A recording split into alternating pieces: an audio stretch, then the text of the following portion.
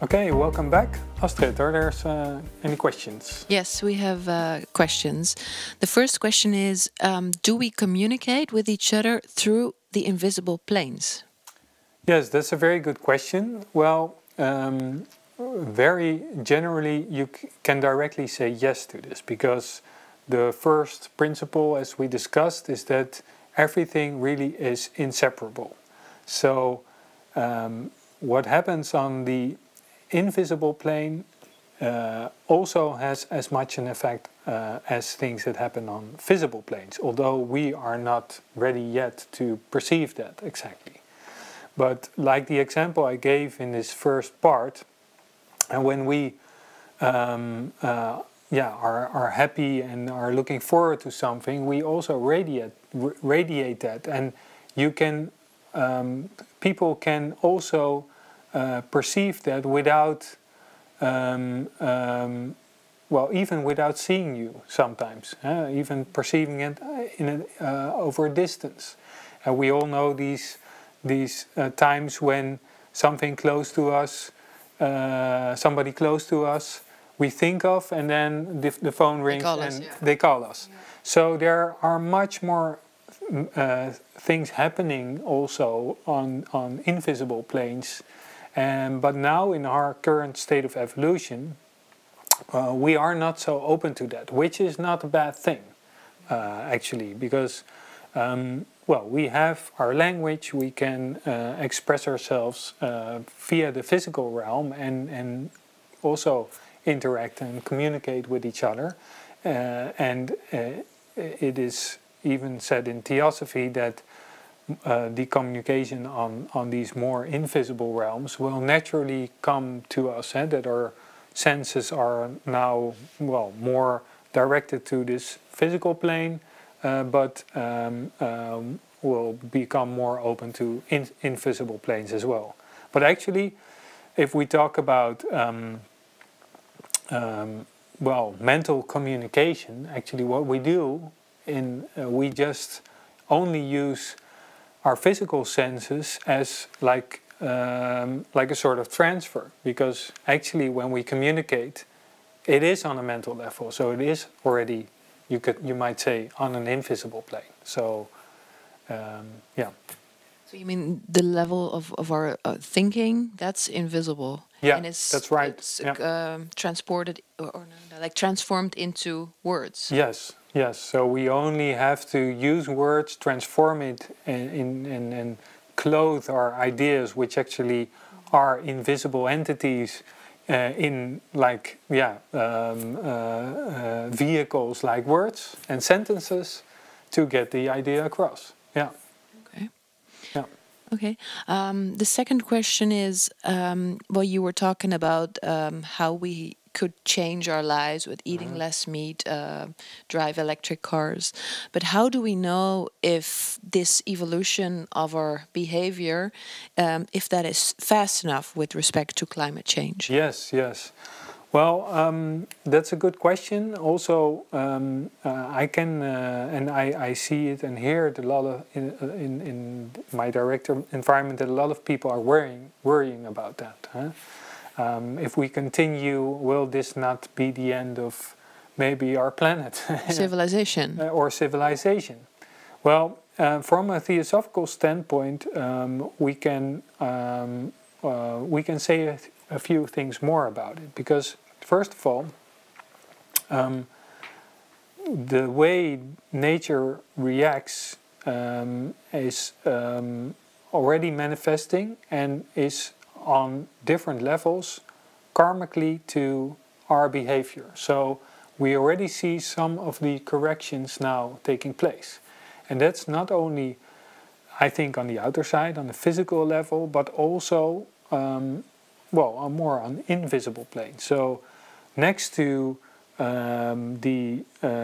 what happens on the physical plane, I see that a new mentality is also coming up. So there's you might say, a correction from within ourselves, that we see we cannot, this materialistic view is not longer, how do you say, people already intuitively sense that this is not the whole picture, that it doesn't explain, and that it leads to a dead end, so to say. Can you give an example of that changing well, behavior? I see more and more for instance, in science, that people are opening to new ideas, other ideas, that not only from this materialistic paradigm that everything comes out by chance from this fortuitous, how do you say, botsing, Collisions, atoms colliding, and then something as consciousness emerges, and people are more and more thinking maybe consciousness is more fundamental, so more in line with the ancient wisdom or universal wisdom, the Theosophia. I see it in the way we are now looking at plants or animals. They're far more sentient than we thought they were, like decades, communication between before. trees and plants. Trees having like a memory that can hear, that communicate with each other, that interact with other, like the interaction between trees, plants, and the mycelium, the mushrooms, and the network. So I see, and also, for instance, the wisdom of the indigenous peoples. Much more interest in that, and nature as really a living organism. So I see a reaction also from within, and I think that that's also one way. And I guess it's very good that we listen to that and trying to, well, change our behavior and act differently. And will it be soon enough? Well, from a theosophical standpoint, we are in essence eternal.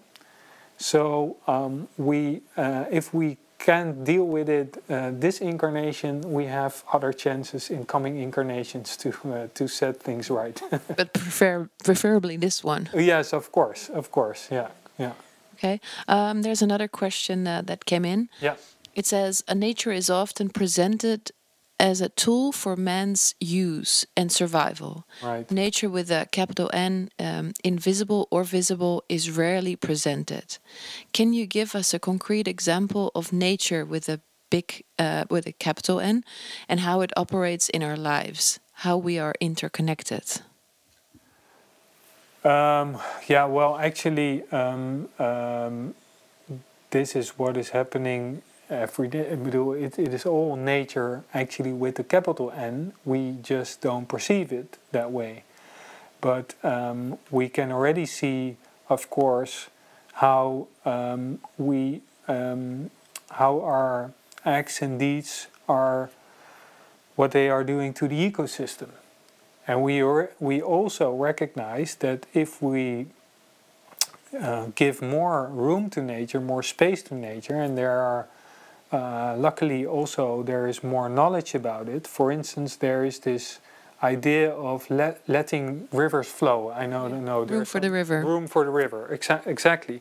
Because we found out that if we just create room for rivers to overflow, or when there's drought, then it helps nature, all kinds of biodiversity flourish again, etc. And that we don't have to, as human beings, extract as much as we can from nature and only think of our own interest. And, well, really want to live next to a river, for instance. Well, there are consequences then.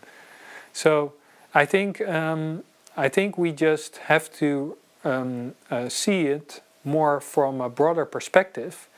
And actually then, well, everything that happens is an example of nature with a capital N. So, and we can recognize more if we start from this idea that nature is, a living organism, that it's conscious, that it is this aggregate of all these beings interacting with each other, and that they are all needed.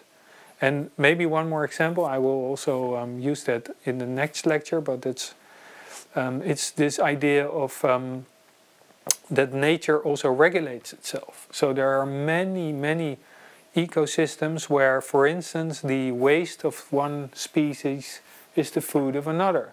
And it means that when we do something that has influences one type of species, that this whole ecosystem gets out of balance, and that there is no, how do you say, well, there's a disharmony, and for instance, there are plagues, or there is not a good, for instance, with temperature or heat, that something. You go into extremes. Yeah, right. Okay.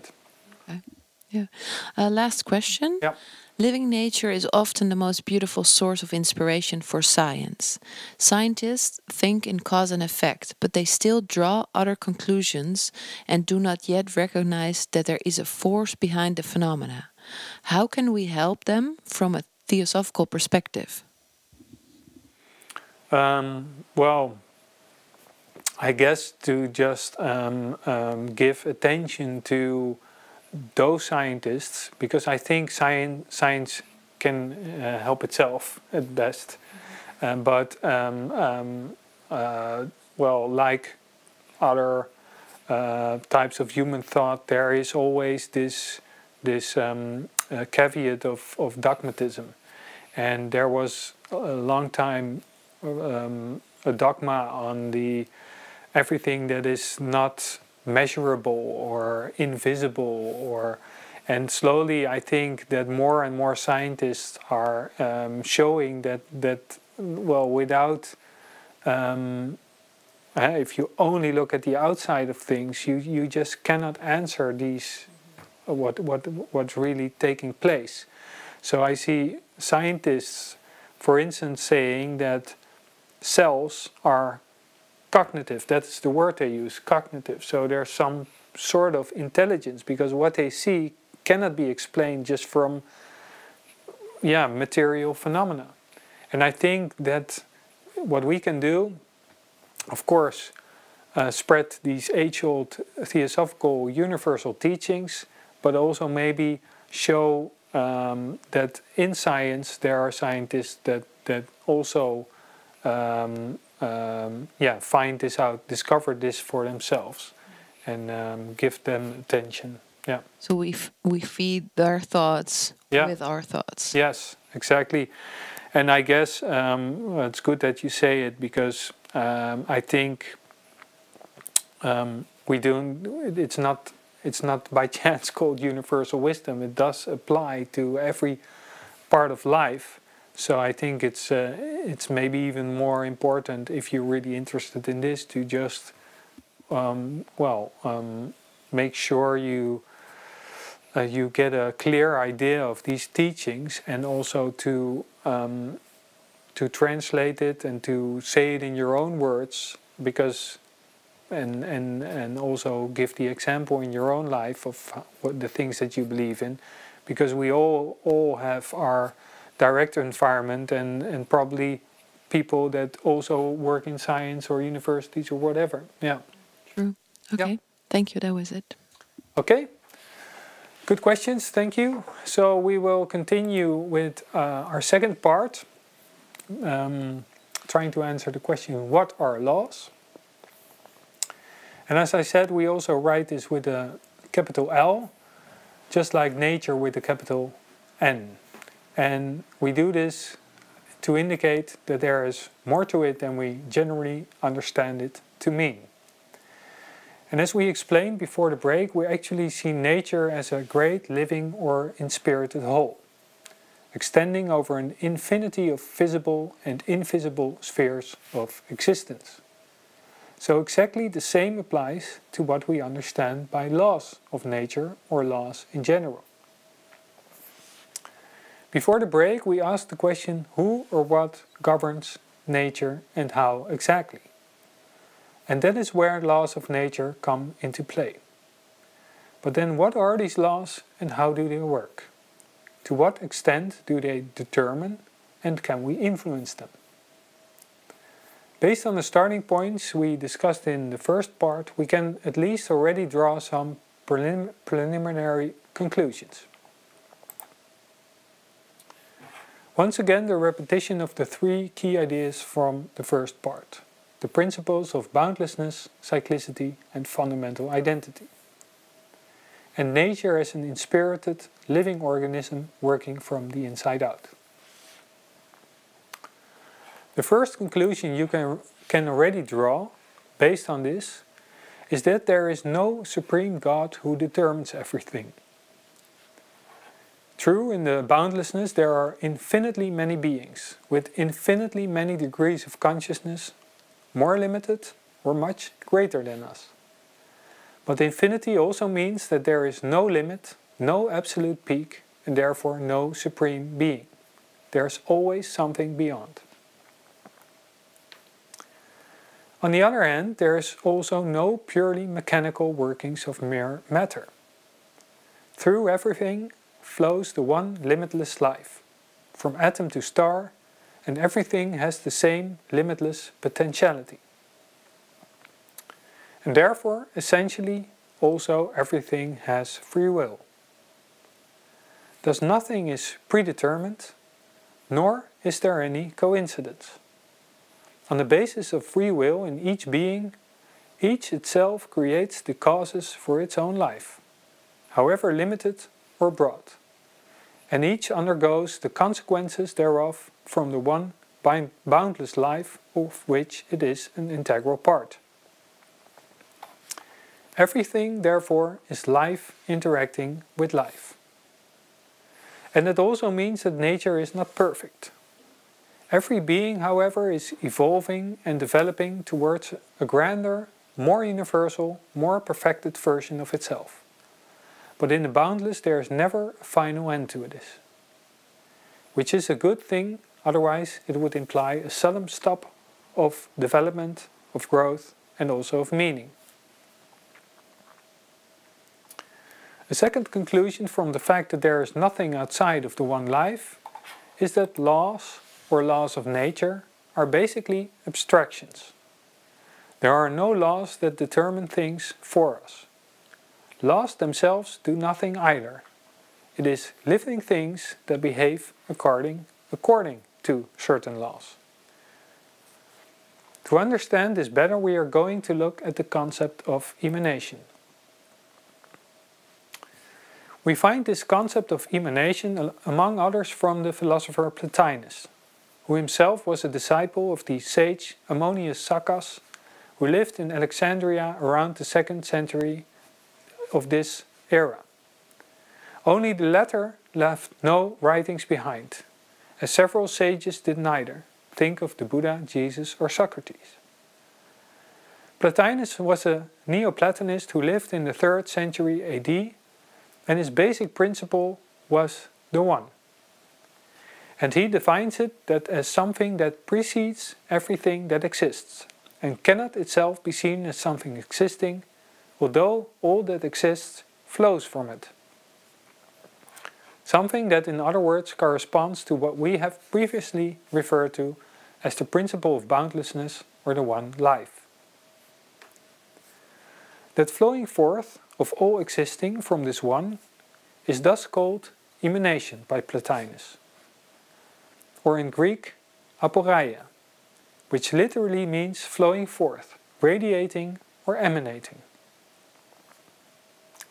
Plotinus, incidentally, also assumed reincarnation and cyclicity, and equality and potentiality, for example, for each human being to achieve true happiness through union with the One. Emanation is a continuous and cyclical process. Although there is no absolute apex, nor, from the point of view of cyclicity and eternity, an absolute beginning, you can identify a relative apex or beginning of emanation.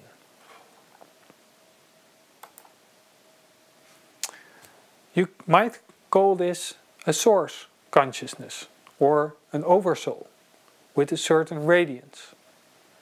And that radiance can also be seen as an atmosphere that attracts lower consciousnesses to manifest again into it. And the attraction between higher and lower consciousnesses is based on a shared equal characteristic. For example, think how an idealist with a powerful vision is able to inspire and attract others based on his or her ideals. For as long as there is manifestation, the higher and lower beings also remain connected. And the symbol of Pythagoras' tetractys depicts this process. And this also shows that each dot in itself is in turn a source of attraction to consciousnesses below it, and so to infinity. Just a simple example of this process of emanation is building a new house. There is a commissioner, someone with a basic idea, who attracts more and more others who get to work in all sorts of areas. An architect to work with draftsmen and structural engineers, a contractor who in turn puts builders and other craftsmen to work, until finally the painters and interior designers have done the finishing touches. Keep in mind that an architect or commissioner does not necessarily co-build, but he or she must know to some extent how to build. And the commissioner also usually gets questions from all layers of work about what choices need to be made. And this process is analogous for creating a new product, founding a new organization or school, or organizing a birthday party, from a common ideal to the implementation. It is a reflection of the processes in nature, much of which is equally invisible. The tree grows from the seed by the tree consciousness working through the seed. And the tree consciousness that attracts its life atoms, again through the nourishment from the soil, the water and the sunlight, thus grows into a mature tree, which in turn produces fruits and seeds. And we humans do not merely grow from a fertilized egg alone either. We, as reincarnating consciousnesses, are already there in the background, working through that cell as a focal point to attract all our previous living building blocks that we have worked with before. And so we slowly rebuild ourselves in each area, from spiritual to intellectual, psychic, emotional, and finally physical, reactivating each level as we are embodied from child to adult.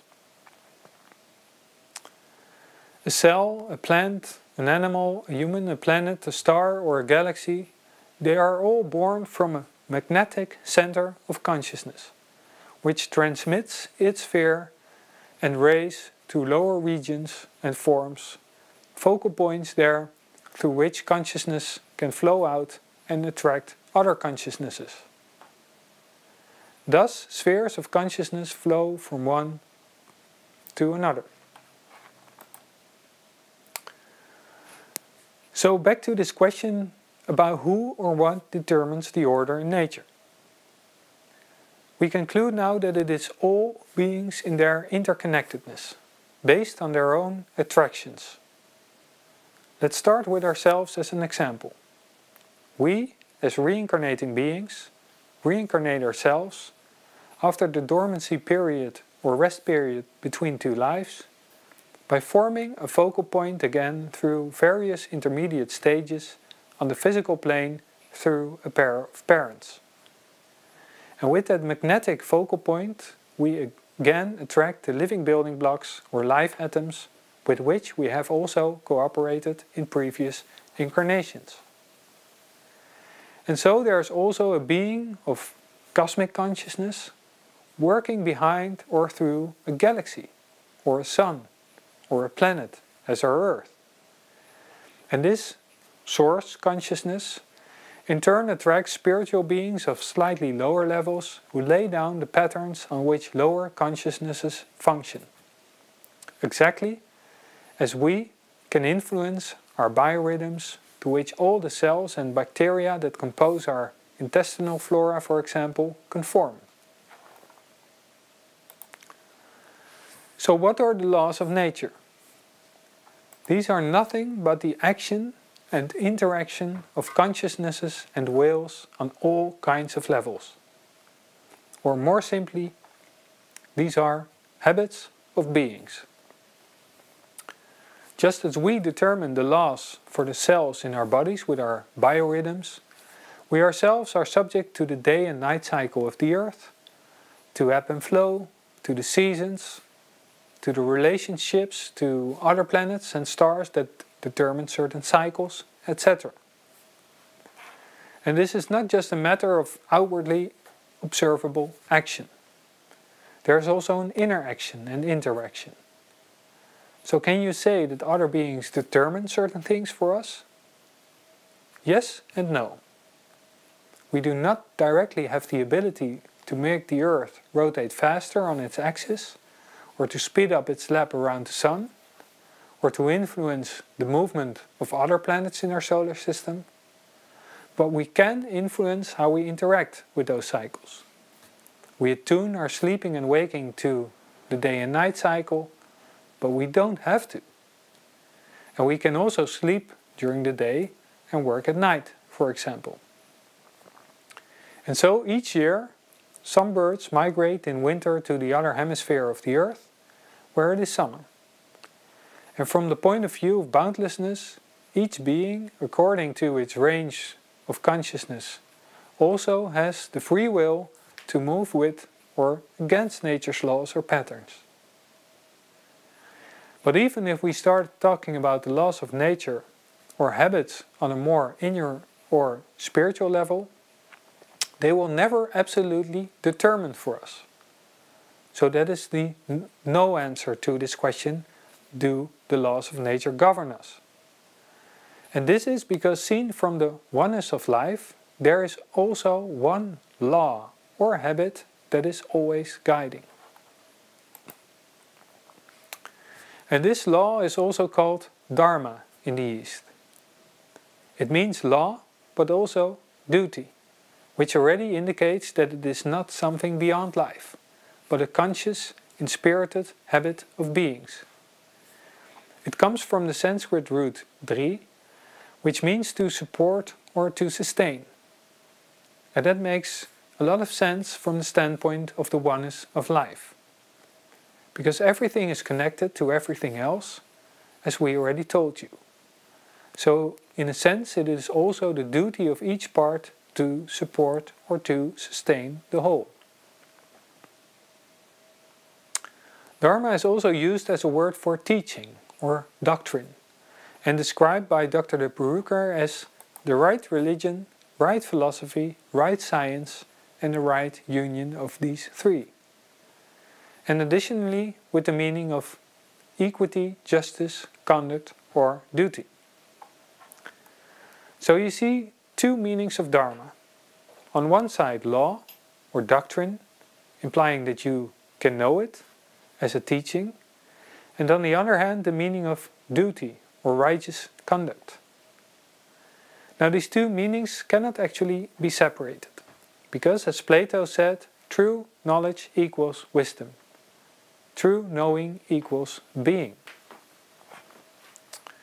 You can also see this, for example, in two definitions given by Madame Blavatsky of Theosophia, or the divine or universal wisdom. First, she describes it as the synthesis of science, philosophy and religion, exactly analogous to the first part of the definition of Dharma. And secondly, she defines Theosophy as the quintessence of duty, which also corresponds to this second definition, second description of Dharma. To clarify the concept a little further, we can also add Plato's definition of justice or righteousness. In his dialogue The Republic, he makes it clear that this means that each one naturally does his duty for the sake of the whole. And furthermore, the Bhagavad Gita teaches us that the duty of another is fraught with danger. In other words, we should also help others to do their duty and not let them get away with avoiding it. So in this respect we are going to be busy for a while. Finally, this is also what is meant by compassion, which Blavatsky also called the law of laws, or everlasting harmony, or everlasting justice. And in that sense it also must be synonymous with this concept of Dharma. For compassion does not mean helping the other person by removing difficulties when he himself independently could remove them. Also, there's usually nothing more annoying than people who think they know what is good for you. Now, compassion, on the contrary, is aimed at keeping us focused on the most inner part of the other person, with whom we are also essentially one. And of course, we then also help physically if this is the threshold through which the most inner part of the other cannot be expressed at a particular moment. But we help truly and sustainably when we help the other with knowledge to overcome whatever physical or mental challenge. Nevertheless, we can recognize true spiritual leaders and teachers by their compassionate ways. Indeed, from the compassionate point of view, they will never force or dictate and will always respect the free will of every being. They work by inspiring. They do so without discrimination, just as the rain does not discriminate on whom it falls, or as the sun shines for everyone. And if people want to work with them and make themselves fit for it, they work by awakening from within, as one flame ignites another. So we see that the laws of nature do not govern us in such a way that they determine for us. And when these higher beings, these spiritual beings, align themselves with these laws of nature, from this idea of this law of, or this Dharma, this duty, or compassion, they will always work from within ourselves, from the inside out, trying to inspire instead of, well, telling us what to do, so to say. And there's always inspiration from those beings. But if it's always there, then of course that raises the question, how can we experience this inspiration? And to answer that question, it is good to reflect for a moment on how we see human nature from the Theosophical standpoint. And then of course we reason again from our three basic principles. Now, boundlessness implies that every human being is also boundless in his essence, in the depths of his heart, and also has boundless potentiality. Cyclicity implies that we also manifest cyclically. We reincarnate again and again to express more and more of our limitless potentiality. And lastly, fundamental identity tells us that in essence we also have an identical structure as nature itself. All areas of existence can also be discovered and developed from within ourselves. We are a microcosm in the macrocosm, with all the levels of being. And this produces the following picture. We, like every being, can be seen as a ray of consciousness or a stream of the eternal one life, originating in the boundless itself. And our highest part is the monad, a spark of eternity, essentially imperishable. And as human beings we are learning to express more and more of that imperishable, eternal and infinite essence. And cyclically we do that by working together each life with countless living building blocks. We also call them life atoms that compose our vehicle. And that vehicle is perishable, but we draw the living building blocks that comprise it back to us life after life. So you could actually also see re-embodiment as an emanation process that we talked about. Now this leads to this threefold division. And we could also make finer divisions into 4, 5, 7, 10 or 12, but we will keep it simple for now. And this threefold division in ourselves also reflects the threefold division in nature, with a spiritual plane of existence, a mental plane, and also the outwardly observable physical plane. As humans, we now develop primarily ourselves in the mental plane. And unlike other realms of nature, such as the mineral, the plant or animal kingdom, we can consciously cooperate with nature, with our thinking, on the mental level, or otherwise we can detach ourselves from it. So there are roughly two ways of thinking. We can identify with the outer side of life. We then identify mainly with the perishable, the temporary, this one external life here on earth. And then we do not experience that we are really imperishable at our core. We quickly tend to think that we only live once and then see ourselves as separate from all life. And this materialism is generally still the guiding way of thinking in the West. We see nature as something we are separate from or we are superior to. And to us then nature is merely an object of use and we exploit whatever is in our personal interest.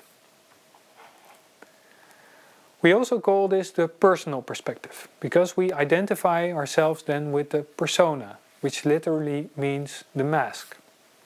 We identify ourselves with the outside, the external part of ourselves, rather than the real human being working through the mask or persona.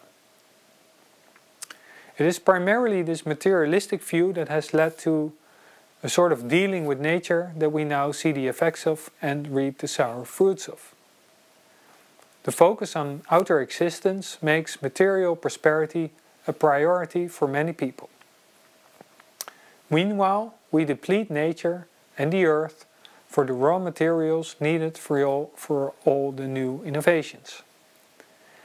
And by doing that, we are actually also depleting ourselves. We have been working harder and harder to fulfill new and different material needs that hardly make us happier and only create the appearance of status. And thus we become increasingly disconnected from our spiritual oneness with nature and also disconnected from one another. For the outer focus also dulls us spiritually. Now slowly we see a reversal in this. For opposite to the materialistic and personal perspective stands the spiritual and truly human perspective. We then identify more with the imperishable in ourselves. We experience the one life that works through us and connects us to all other life and nature as a whole.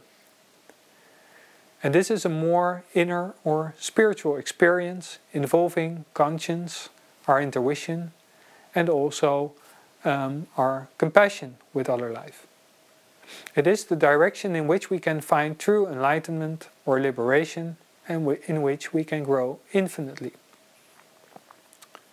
And the more we learn to adopt this perspective, the more we are also opening ourselves to the continuous flow of inspiration from the spiritual levels we talked about. And we see that there is an increasing interest in this perspective, especially also in relation to dealing with nature. And like I also said in the break, there is a growing attention to, for example, the way indigenous peoples deal with nature. For example, the Native American tribes, who also see nature as one inspirited, animated living being. And that is actually a thought you can find in many ancient cultures worldwide. But many people recognize this perspective mainly as it also resonates in ourselves. It is the influence we can sense from the spiritual in us, from the monad in ourselves, that radiates through our soul. We just know in essence that we are really inseparable from nature, that all life is really one unity. It is also from this perspective that we can recognize the true laws of nature. And as we have already indicated, this one law with capital letters, Dharma, is in fact synonymous with Theosophia or divine wisdom. And with that we can see that the three foundational principles and what we call the 7 jewels of wisdom, which are really more or less outworkings of these 3 principles, you might see as the laws of nature, the spiritual divine habits.